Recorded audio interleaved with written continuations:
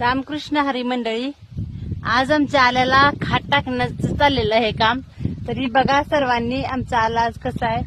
आणि खात टाकण्यासाठी मी, माझे मिस्टर, माझी सासू, माझे सासरे, तरी सर्वांनी बघा आल्याची ग्रोथ कशी झाली, आलं कसं आहे. आणि आम्ही गेल्या वर्षीपासून आलं करतोय. गेल्या वर्षी आम्ही आलं केलं त्यावेळी आम्हाला थोडा फायदा झाला, म्हणून ह्या वर्षी 1 एकर लागण केले.